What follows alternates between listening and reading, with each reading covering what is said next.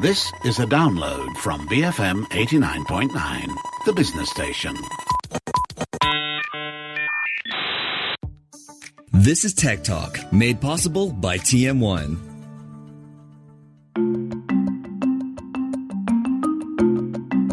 It is Fun Friday, perfectionism. It's the default position for MSP. And once again, Matt wrote this into the intro. But it's our pursuit of perfectionism is a good thing or a bad thing? Are we setting goals and expectations for ourselves that are impossible to achieve and making ourselves sick as a result?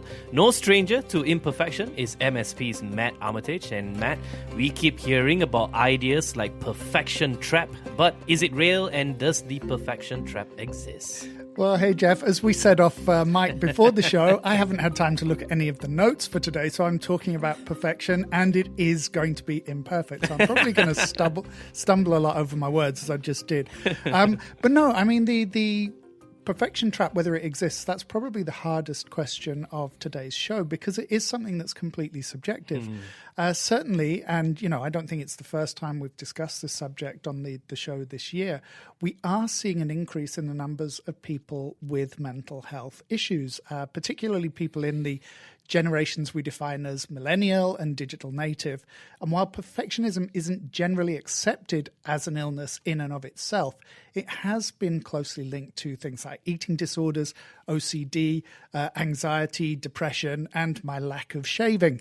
It does seem that people with those conditions are more likely to demonstrate perfectionist traits than you would expect to see in the general population. So what are we talking about today? Like, how are we framing or defining perfectionism? Well, like I said, I mean, perfectionism is very hard to define in this clinical sense, and there doesn't seem to be a clear consensus even amongst psychologists as to how we define it.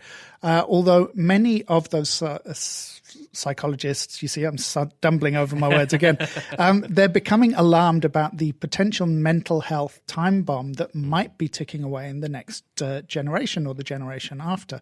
So the closest that we have come to a consensus on this issue is the 30-year-old multi-dimensional perfection scale. I really like the sound of that. I would like to be on the multi-dimensional perfection scale. It sounds very retro tech as well. Well, it sounds like quantum computing as well. You know, I can be perfect not only in this dimension, but in other dimensions that you can't even experience. But the test grades participants for a series of 45 questions on a level of 1 to 7. And of course, there is more than one type of perfectionism. Which are? Well, there are self-oriented perfectionists. These are the people who set themselves ridiculously high goals and then feel miserable because they can't achieve them. Oh, like yourself. Well, you know, you're saying it as a joke, but it's probably a fair assessment, to be honest. You know, I've left one line of work behind me because it was a line of work that left a lot to chance. So even when things were at their most successful, there were always small failures within that structure. And I found that very hard to cope with. You know, I couldn't take pleasure in the successes because I was only able to concentrate on the things that failed. And then there are other-oriented perfectionists. Yes, who hold others to ridiculously high standards. It sounds a lot like you again. And explains why I don't have staff anymore and I work largely on my own. Not because I can't find anyone good enough, which is what you often hear from entrepreneurs who suffer from the same delusions as me, but because it's simply unfair on people who are actually doing a great job that you're unable to comprehend or appreciate. And the final one, socially prescribed perfectionists. Well, this is where perfectionism dovetails with MSP's own set of interests. You know, these are the people who feel an overwhelming pressure from other people that they have to succeed. So that might be from bosses or colleagues, that's people like me, friends or family members. And increasingly, it's rooted in this digital sphere, not just in social media, but also in the way we communicate. And many of those forms of communication are, of course, shorn of context. Hence the reason why you advocate for using emojis in emails. Yeah, because I have the very British habit of writing one word or one sentence replies to emails. And I've been told many times that in Malaysia, when someone writes you a 500-word email, it's a little rude to reply with yes, no, noted, or sure. I usually counter that it's even more rude to expect me to read a 500-word email that, had the waffle been excised, would actually fit into less than a paragraph. Which relates to emojis in what way? Well, when I'm writing yes, no, or sure, I need a way to reassure the recipient that I'm not being rude or sarcastic. As I've said before, because of my intrinsic Englishness, people think sarcasm is my default setting. Yours is? Precisely. So emojis allow me to let other people know that I actually mean what I'm saying. If that's all right with you, Jeff, smiley face. Now, don't start that hashtag on Fleek stuff. We've had more than enough of that horror show last week. Damn, and I was about to give a shout out to my bae. I think I'll stick to my old droogs instead. All right. I genuinely have no idea what is Matt talking about. Look, why should we view perfectionism as a negative? And I just corrected Jeff on that question, which is showing exactly the traits that I'm supposed to not be manifesting. But it is a really good question. We're told that it's good to have goals. It's great to be motivated. And a little dose of that is, of course, healthy. You know, have a little of that perfectionist streak. And there are benefits that come with that. People do better academically. And certainly they seem to shine in the early parts of their careers. But in larger doses, it can actually be debilitating. In what sense? Well, we've all felt that feeling, you know, when we've started a project, whether it's a work project or for fun, leisure. You know, we have great intentions, we have all this enthusiasm, but that sense seems to wane over time. And perfectionism can be a little bit like that. You start off really strong, but you're shooting so high that you can't help but keep missing the mark. Burnout? Well, that's one side effect, but it also stores up stress and anxiety. So even when you're performing really well, you're setting up that expectation that you have to do better next time, and on and on and on. But still, is this any different from what we've seen before? Well, according to a New Scientist piece by Helen Thompson from mid-August, what we're seeing is a transition in the type of perfectionism that manifests itself in society. So not only are we seeing more manifestations of perfectionist traits in younger generations, the way this is distributed is shifting too.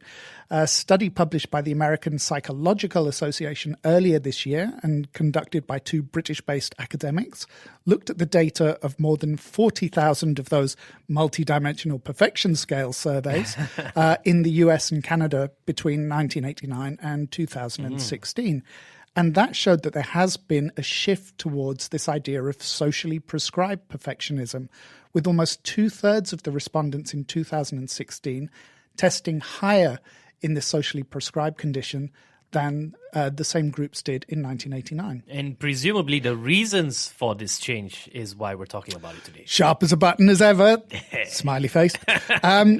A study at La Fe University Hospital in Spain on twins found that there is actually a genetic component to perfectionism, which is quite surprising.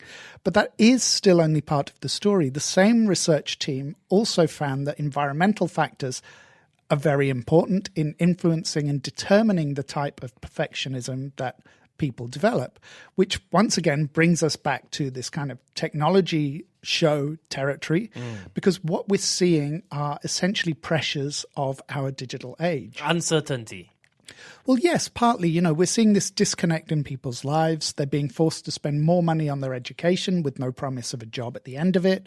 Living costs are rising. Healthcare costs are rising. The pressure of looking after aging or sick family members who themselves don't have the financial resources to underwrite their long-term care.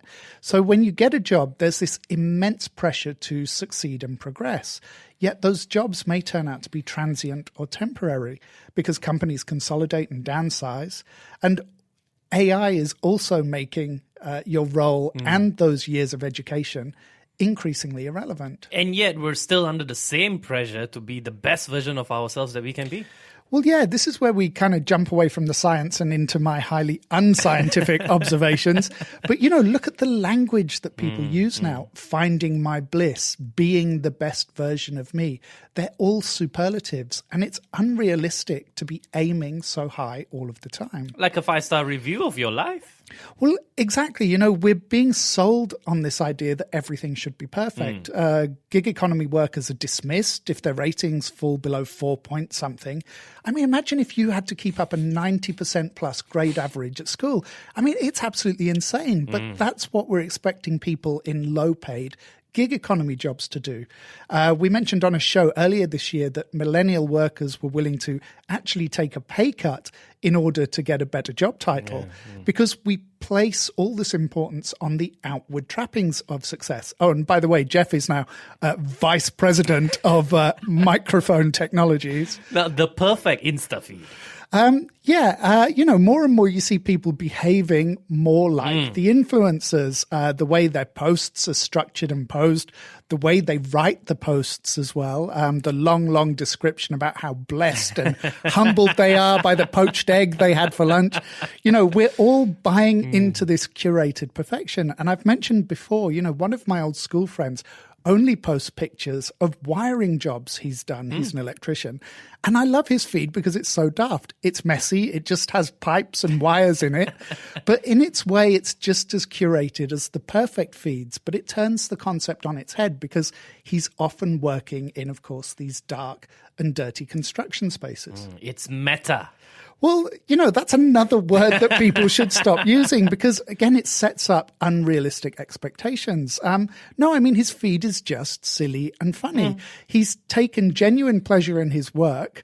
And even though he's only getting half a dozen likes on his posts, it's this idea that it's a very real waste of time. But that's what social media is. It is trivial, but somehow we've blown it out of all proportion. We've codified its signals and forms, and we're building this trap for ourselves. It's an impossible goal that can only bring us stress and anxiety and possibly even, physical harm.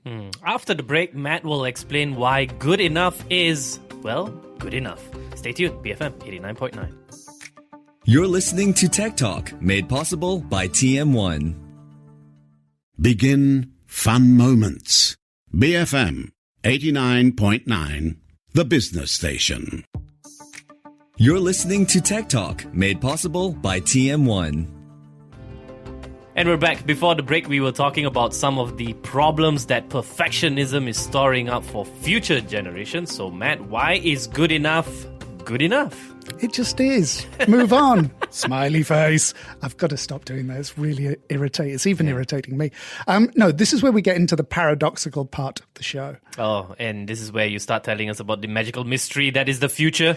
Well, I guess so. The bit that relieves me from having to back up what I'm saying with empirical proof or truth. As we talked about before the break, we're seeing this big uptick in people feeling social pressure. And I don't want to stick this all on the social media companies because I think it is much bigger than that. Society itself is changing. On the one hand, we see older generations who see these changes in terms of some definable other, someone or something that they can put the blame on. I mean, I look at what Brexit is doing to my own country, not that I can really get a handle on that. But the problems they're rebelling against are largely nothing to do with the UK's membership of the European Union. In what sense? Well, people are worried about the same things they've always been worried about: jobs, security, health, education for their kids. And it's easy to place the blame for all those things on an influx of foreigners, but it's not necessarily true. We see big corporations doing everything they can to avoid paying tax, or banks acting in economically destabilizing ways, secure in the knowledge that central banks will bail them out if they take on too much risk. And as a result, countries' tax bases are dropping, and that forces them to adopt these austere economic policies, which in turn lead to underinvestment in areas like health and education and increase the worries and anxieties of normal people. And while work becomes more uncertain. Well, yeah, you see historic lows in levels of house ownership in countries like the US, people who haven't had a raise in 10 years, no comment from Jeff here, watching their real incomes erode and their debt burden pile up. Companies merge and rationalize. People are just desperate to keep their jobs, let alone think about improving their lives. And these are all great ingredients for this wave of populism that we're seeing in a number of countries around the world. But surely the people are also benefiting from new technologies and the jobs that come with them? Well, in the past, that has always been the case, and you can argue that the consumer explosion of the 20th century, while certainly imperfect in a lot of ways, hugely benefited the world in terms of spreading wealth and developing these kind of affluent middle classes, and that they pulled hundreds of millions, even billions of people out of poverty during that time. But in the last 20 years especially, we've seen that wealth start to accumulate towards this smaller top percentage again. And this isn't an economic diatribe. I am going to stick broadly to the technology aspects. But? No buts. We mentioned the World Economic Forum report from last year on the impact of artificial intelligence on a lot of industries. And we laughed at the fact that at the top of the list of people unaffected by artificial intelligence will be the CEOs and the general managers that the report was targeted for. And it's true what you say about people benefiting from these new technologies, but we're also seeing an increasing skills gap because you can't easily transition from a job in a fast food outlet or a call center to work in programming AI unless you've had a lot of training. But more than that, we're also seeing a change to the traditional model of technological progress. That the new technologies create more jobs than the industries they replace? Well, yeah. Look at the more traditional global economic giants. Look at the privately owned chemical company Cargill. Now, that employs over 100,000 people. IBM employs 350,000 people. Facebook employs just under 40,000 people. WhatsApp services billions of customers with only 50 employees. So startups tend to adhere to this lean and mean philosophy when it comes to employment. But that means at some point, the global economy is likely to start shedding more jobs than it adds. You talk to a lot of startups, Jeff, that specialize in automation on Tech Talk and various aspects of your shows. Companies that do business process outsourcing, cloud services, AI chatbots for customer services, logistics automation, all sorts of outsourcing. And we are also seeing a wave of innovation coming into the employment support sector. And aren't those positive developments for business owners? Of course, but it's easy to forget that what's good for business owners isn't necessarily good for employees. I can set up a retail company that has no employees at all. I can use a big company like Amazon to warehouse and ship my products. I only need to order in stock once I have the orders to go out. I can use a simple e-retail site to sell. I can have AI running my customer services segment. I can schedule and automate all my ads on Google and Facebook. Sure, I might not be selling millions, but I really don't have any overheads. I have no physical offices. I'm not holding stock. My store is still open 24/7, and there are no pesky people to slow things down or make things more expensive. The perfect solution. Well, other than the fact that we can't all be business owners, and I think that feeds into this perfectionism trap we're talking about. There isn't room for every single person on the planet to be an entrepreneur. We can look at all those amazing images of the Insta star who spends his or her life traveling to exotic places and only asks that you buy the dubiously sourced jewelry and sandals that they're hawking in return. But those are not scalable business ideas. In what sense? Well, in that the market can only support so many people selling sandals or sarongs or, Hawaiian shirts, which seem to fill up our Insta feeds. There are only so many pastries that we can eat. For one thing, it becomes a really inefficient business model because there's so much duplication. And we already hear how hard it is for new brands to stand out. So what if every single citizen in the country was running their own, possibly even multiple automated businesses? How would anything stand out at all? It's like going to one of those street markets where every stall is selling exactly the same thing. It's got to a point where it's beyond competition. It gets to a point where we're just looking at subsistence level existences. And what's the point of having all of this knowledge and this technology if so many people have to regress so far economically as a result of it. But surely we should be embracing automation in general. Well, we should. A lot of the solutions we see now help avoid drudgery and repetition, and that can help to make your human staff. I always sound weird when I say human staff. It can help to make your human staff a lot more productive. In industry, as I've said on the show many times, it's great that machinery and robots mean that heavy industries like mines can now be operated by remote control. Human beings don't need to toil in those dark, dangerous, unhealthy spaces anymore. But that's not much comfort if you had a well-paid job as a mine worker and suddenly you're in a minimum wage gig or service economy job. Health aside, you'll probably feel that you've lost a lot more than you've gained. How does this relate to perfectionism and the idea that what we're doing is good enough? Because a lot of us are just chasing sprites. We're running after something that isn't only intangible, it's actually disappearing in front of our eyes. And I guess this is where I get to the really downbeat part of the show. Oh, yeah, because it's been up so far. Well, yeah, that's kind of the point. You're fighting a rising tide. Doing better at your job is not going to be enough to change anything. And that's what I mean when I said good is enough, because we're going to see increasing competition for fewer and fewer jobs. Isn't that an argument that drives perfection, that to land those jobs we need to be even better? Well, I think that's where the future map part of me kicks in. I don't think it's really going to matter in the long term because those jobs are going to go to enhanced people. They're going to go to wealthy people who have AI brain implants or folks who've been genetically tweaked. For most of us, I'd say stop stressing so much. Enjoy life a bit more. The uncertainty of the future is probably not going to land in your favor. So you're saying we should just give up? No, not at all. I'm saying stop pushing yourself to achieve the impossible. What's that Adidas slogan? Impossible is nothing. Well, yeah, there's nothing to achieve by aspiring to the impossible. Aspire to the possible instead and ask what kind of future it is that you want and work to try and shape that future. Isn't that a contradiction? You're saying that the technology companies are introducing is inevitable, so how do we shape the future? Well, as I said earlier, the 20th century free market model brought billions of people prosperity that they had never experienced before. But that doesn't mean that that economic model is the best choice for the 21st century and beyond. And I'm not sure we even have the economic or social model of the 21st century yet. And partly that's because billions of people are sitting around assuming that companies have all of the power. They don't. They just want to make you think they do. For example, Facebook's Mark Zuckerberg outlined this week what the company will do to stop Russian and Iranian interference in next year's US presidential elections. But it doesn't address the fact that Facebook takes money for political advertising.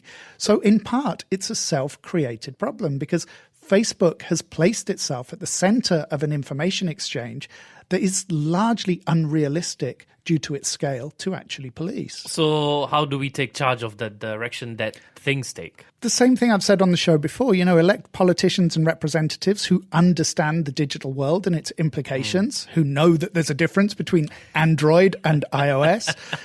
Don't believe people who tell you that only they have the answer, which is me. It may be that in the future, people will simply have to work less. So we'll need to figure out how to provide for billions of people who don't have work. It's not going to be perfect. It's not going to be a utopia. And it's certainly going to be a messy transition. But I think it is going to happen. And it's not really worth making yourself sick and anxious over. So, as we said before, embrace the uncertainty. Be flexible, but figure out what your anchor points are because you don't have to be the best version of you all the time. You can be the version of you that records a podcast without having bothered to shave because you know that nobody can see your whiskery face. There you go. There's no point searching for perfection. Just be good enough. And that's enough. Be as good as Matt. All right, there we go. I think I'm setting a really low bar for people right now. Or really high if you look at it differently, I guess. I don't think you should look at it differently. We'll be right back with Geek Squawks after this. And if you missed out any parts of the show, you can download the podcast or you can also go on to Culture Pop. It's culture with a K, culturepop.com for the transcript version of the show. BFM 89.9. Tech Talk, made possible by TM1. To learn more, visit tm1.com.my. Thank you for listening to this podcast. To find more great interviews, go to bfm.my or find us on iTunes. BFM 89.9, the business station.